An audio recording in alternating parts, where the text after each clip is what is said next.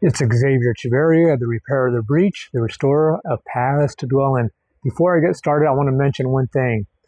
A woman in Bible prophecy represents a church, a religious system that all the world wonders after, as it mentions in Revelations chapter 13:3 and 13:16. Revelations 17:4 says, "And the woman was arrayed in purple and scarlet color."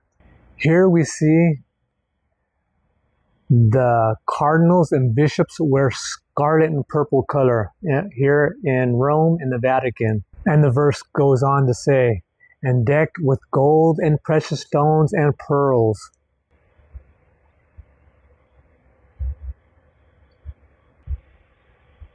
You see the hand sign and the pine cones on the breastplate, those all came out of paganism. And you see the gold and precious stones on the crown.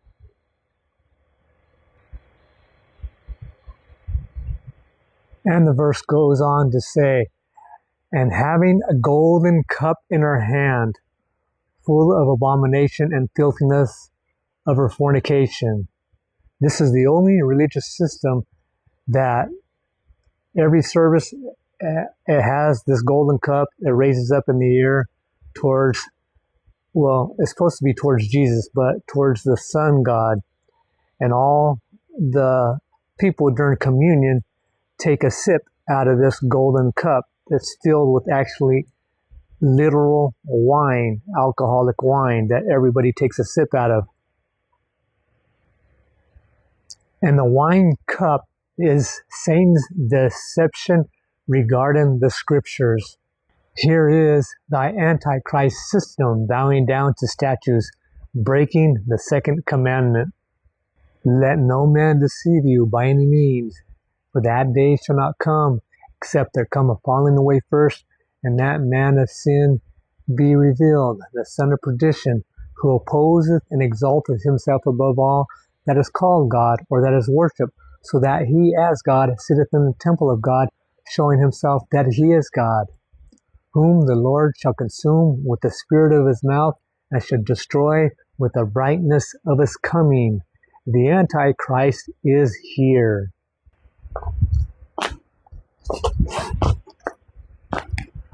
I am the repairer of the breach, the restorer of paths to dwell in. It is time for thee, Lord, to work, for they have made void thy law. They have not kept thine ways, but have been partial in thy law.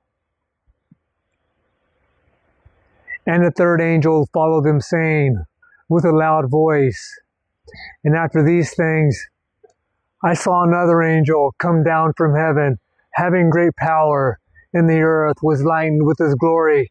And he cried mightily with a strong voice, saying, Babylon the great is fallen, and is become the habitation of devils, and a hold of every foul spirit, and a cage of every unclean and hateful bird.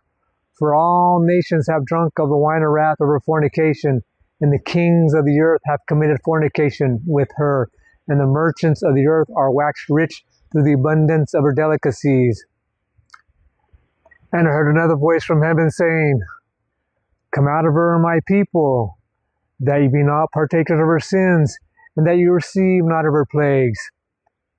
For her sins have reached into heaven, and God hath remembered her iniquities. If any man worship the beast and his image, and receive his mark in his forehead or in his hand, the same shall drink of the wine of the wrath of God, which is poured out without mixture into the cup of his indignation, and shall be tormented with fire and brimstone in the presence of the holy angels and in the presence of the Lamb. And he causeth all, both small and great, rich or poor, free or bond, to receive a mark in the right hand or in the foreheads, and that no man might buy or sell, except he that had the mark, or the name of the beast, or the number of his name.